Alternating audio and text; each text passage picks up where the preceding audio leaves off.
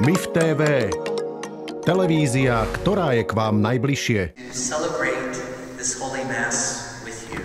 A sláviť s vami túto svätú omšu. Here in this beautiful church of St. John the Baptist. Tu v tomto krásnom kostole svätého Jána Krstiteľa.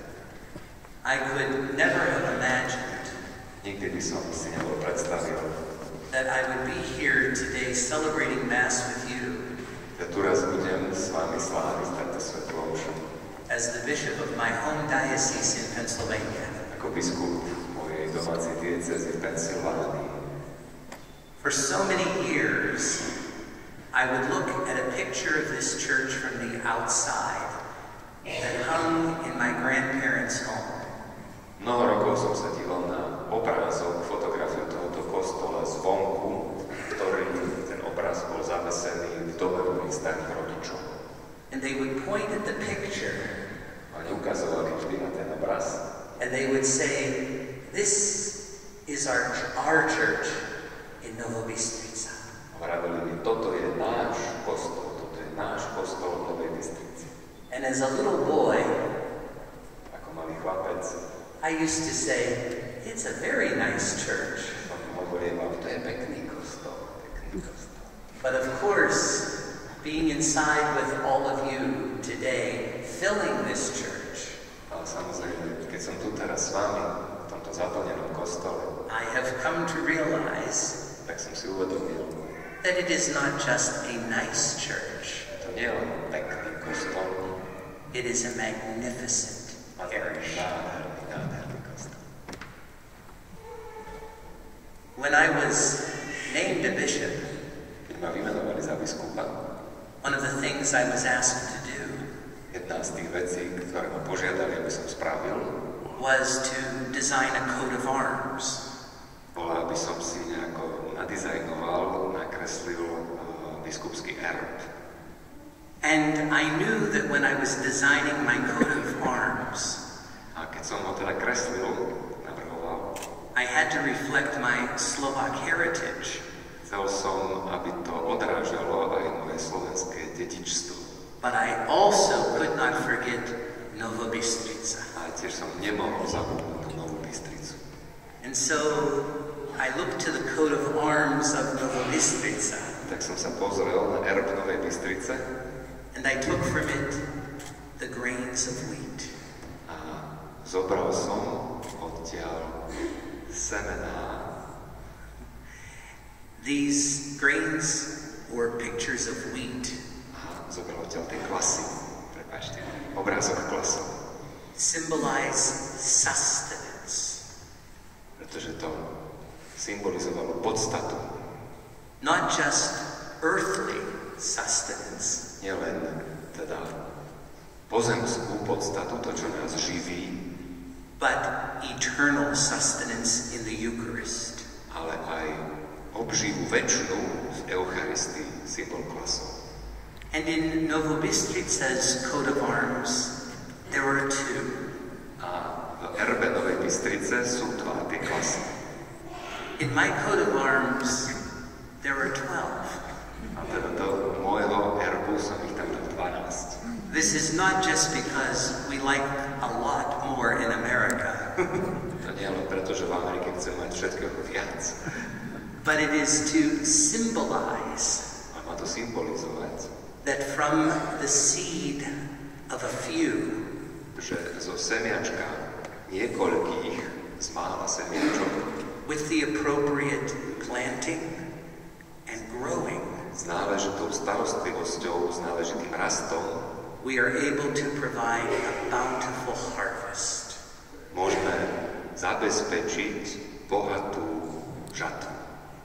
And the 12 on my coat of arms Tých 12 na mojom erbe, is a reminder first of the 12 apostles samozrejme najskôr nám pripomína 12 apoštolov, who went out into the world to spread the gospel message, ktorí išli do sveta, aby šírili odkaz Evanielia. and how each of us by our baptism must do the same.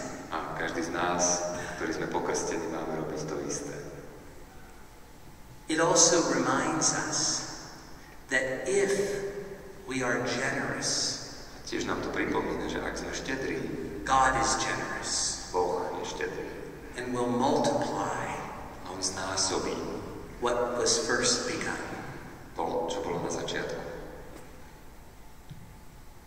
I am so grateful for my Slovak roots Som veľmi vďačný za svoje slovenské korene and my Slovak heritage. a za dedičstvo zo Slovenska. So many of the people of my hometown Mnoho ľudí z môjho rodného mesta came from Novej Bystrice. prišli z Novej Bystrice. They left difficult times, Odišli v ťažkých časoch, but it was not a fairy tale in America either. ale ani v Amerike to nebola žiadna rozprávka. As you look down so many of the church records in my home parish, Keď sa pozrieme do kroniky a na tie spomienky, ktoré sú v mojej farnosti, it would say place of birth, Novej Bystrice, place of birth, Novej Bystrice, place of birth, Novej Bystrice, place of birth, Starej Bystrice, place of birth, Novej Bystrice. v matrikách, teda v tých cirkevných matrikách, veľmi často v tej farnosti je zapísané ako miesto narodenia Nová Bystrica, Nová Bystrica, Nová Bystrica, občas Stará Bystrica. The faith which the people exhibited and lived A viera, ktorú tí ľudia mali v sebe a ktorú žili, was an authentic faith bola autentickou vierou. because they had to rely on God, Museli sa spoliehať na Boha. and God did not disappoint them. A Boh ich nesklamal.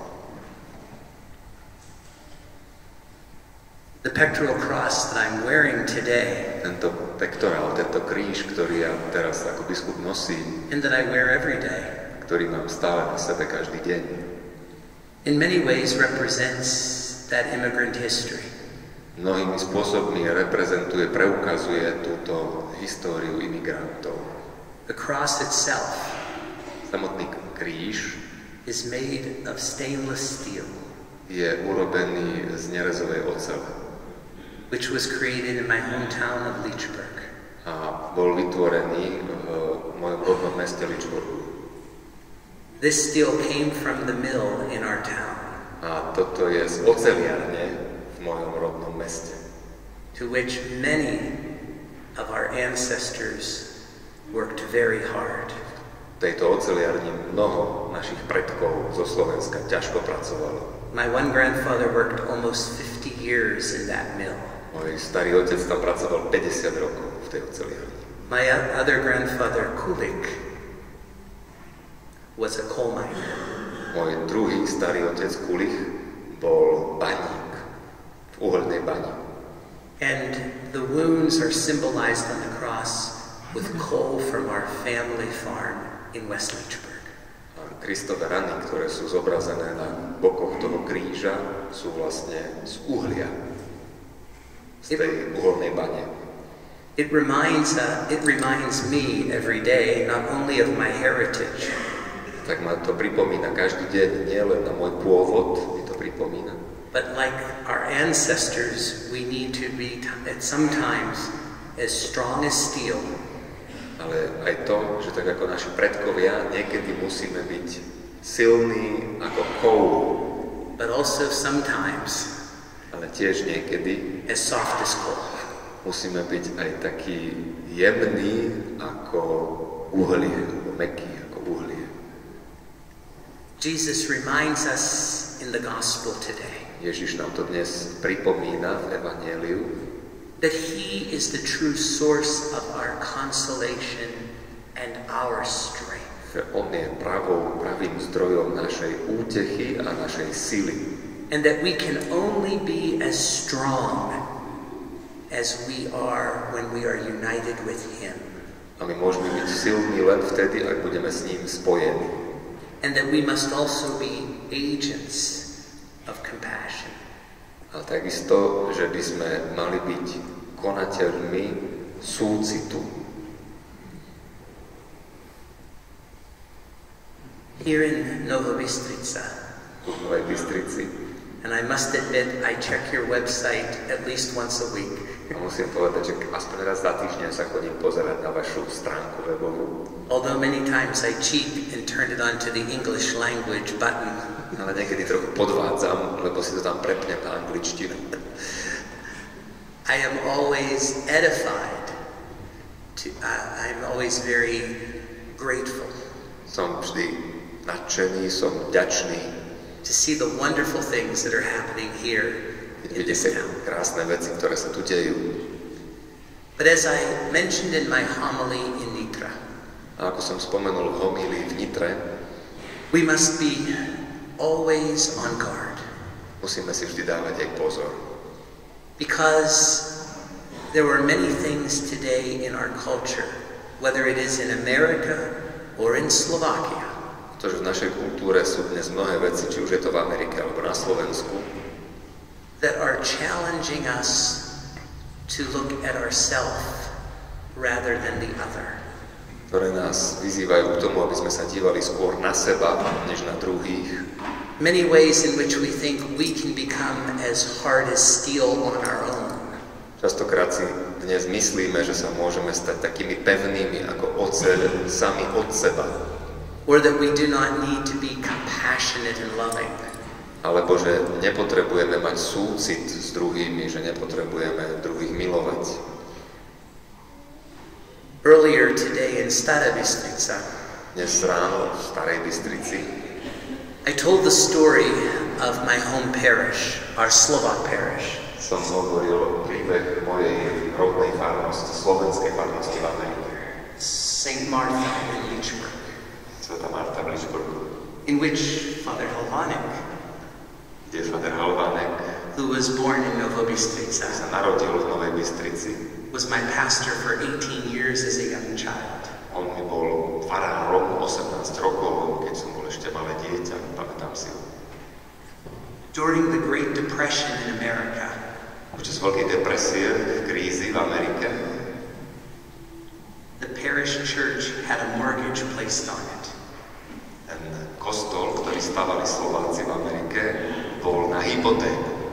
And the parishioners were unable to pay the mortgage for the month. A tak sa stalo, že jeden mesiac neboli kvôli tej kríze finančnej Slováci schopní zaplatiť mesačnú splátku hypotéky na kostol.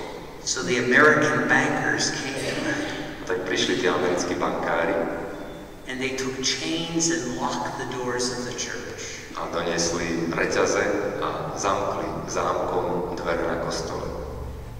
And they were told that they could not go into the church A ľuďom povedali, že nemôžu ísť do kostola, because the mortgage had not been paid. lebo nebola zaplatená splátka hypotéky. And pretty soon, very soon, A hneď na to the parishioners, many of them from Novej Bystrice, mnoho farníkov, mnohí z nich boli práve z Novej Bystrice, started to bring everything they owned. začali prinášať zo svojich domov svoj vlastný majetok, čo vlastnili, každý čo mal. My grandmother would tell the story. Some ladies came with perines on their back. Moja stará mama mi rozprávala ten príbeh, že niektoré ženy, ktoré boli chudobné, tak doniesli vlastné periny. Some brought their kitchen chairs. Niektoré doniesli stoličky z kuchyne. My great-grandmother, Anna, Moja prababička Anna put her best item, her rocking chair, a doniesla to najvzácnejšie, čo mala, húpacie kreslo. and she put it on her back, Dala si to na chrbát. and she walked down the hill and across the bridge and up the hill. A išla dole kopcom, cez most a hore kopcom ku kostolu ďaleko. With a rocking chair on her back. S húpacím kreslom na svojich pleciach. And she came to the steps of the church A prišla až ku schodom do kostola and put her rocking chair a tam položila to húpacie kreslo in front of the church as a gift. ako dar. The steps of the church were filled Že tie schody pred kostolom sa zaplnili vecami. with items that the American bankers saw as not having very much value at all. Samozrejme, že ten americký bankár, keď sa na tie veci pozeral, tak on Oni nemali veľkú cenu. But the banker took the key. Ale ten bankár zobral kľúč, and he unlocked the lock. Otvoril ten zámok. And opened the church. Otvoril aj kostol. And he said, Potom povedal, if the people are willing to make these kind of sacrifices, keď ľudia dokážu toto obetovať, they will pay the mortgage. Oni tú hypotéku splatia, ja vám verím. And they did. Ju aj splatili. And the church mortgage was paid off 10 years earlier than it was scheduled to be. A dokonca to nakoniec dokázali splatiť o 10 rokov skôr, než bolo naplánované celá tá hypotéka. I share this story with you not just for sentimental reasons. Ja vám tento príbeh rozprávam nielen kvôli nejakým sentimentálnym dôvodom, or to make my or anyone's ancestors heroes. Alebo aby som zo svojich alebo niekoho iného predkov robil hrdinou. But I share it with you today as part of this homily. Ale chcem, aby to bolo dnes súčasťou tejto homílie. To help to allow you to pause and to think in your own life. Aby sme sa zastavili a premýšľali každý v našom živote. In my own life. V mojom vlastnom živote. Would I be willing to do the same? Bol by som ochotný urobiť to isté. Would the love for God be the first love above anything else? Bola by láska k Bohu prvou láskou, ktorá prevyšuje všetko ostatné. Would the desire to keep one's church open? Bola by tá túžba, aby sa nám nezavreli kostol. Because it is there that we receive the true eternal gifts. Veď tam dostávame tie skutočné večné dary. Would that be our priority today? Bola by to dnes naša priorita? Those grains of wheat. Tieto klasy pšeničné. Of Novej Bystrice. Novej Bystrice. Were transported to the lands of America. Boli prenesené do amerických polí, where with the grace of God, kde s Božou milosťou they were watered and cared for. Boli polievané a starali sa tam naši Slováci o ne. And they produced an abundant fruit. A priniesli bohatú úrodu.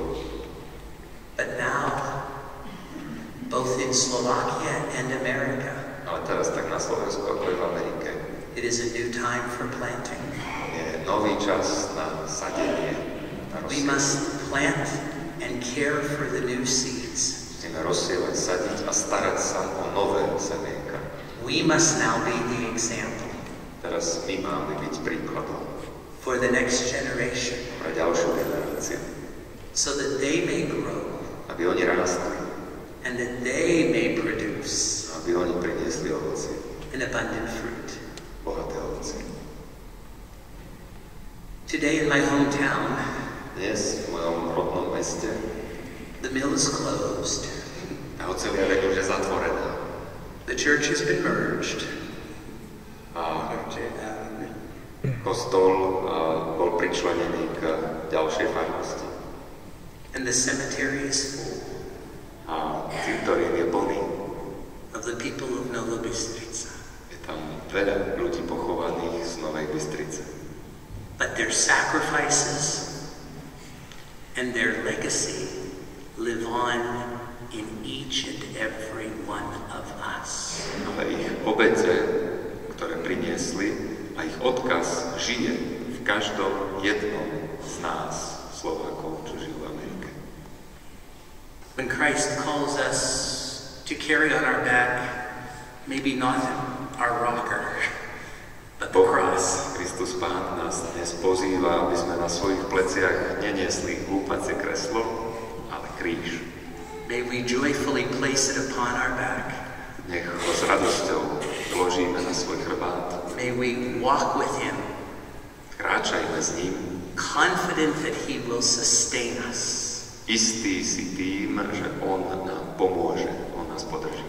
And that when we are united with him, keď sme s ním spojení, we shall indeed, as the gospel tells us today, i naozaj tak, ako nám to dnes Evanjelium hovorí, as the way, the truth, and the life. Budeme hľadieť na Neho ako na cestu k pravde a k životu.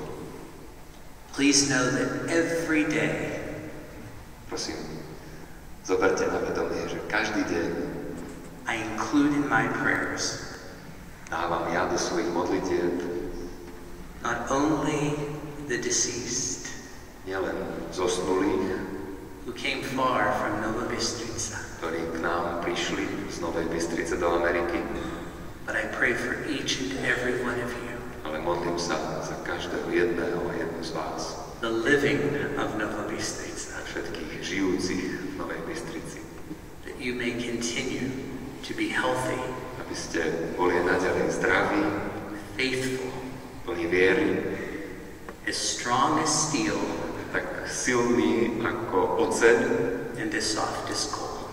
tak jemný ako uhlie. Pan byl zaplat. Uslyš.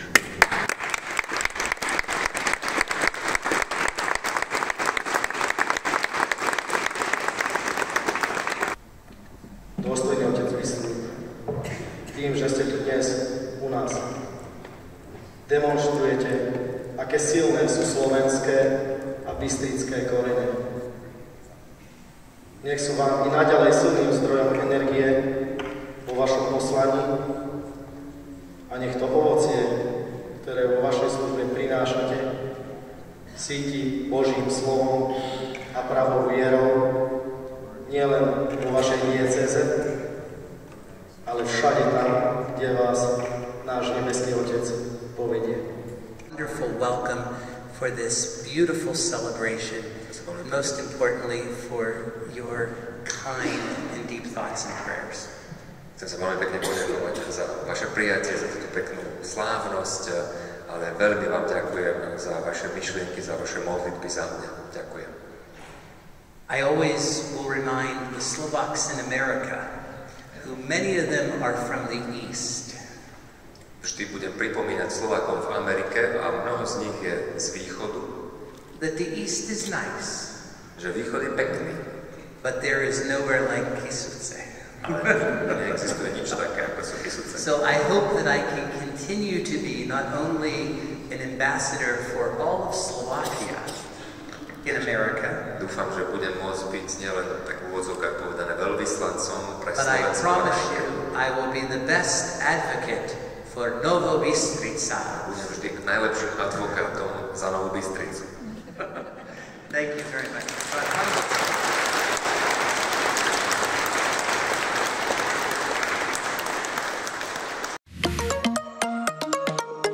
My v TV. Televízia, ktorá je k vám najbližšie.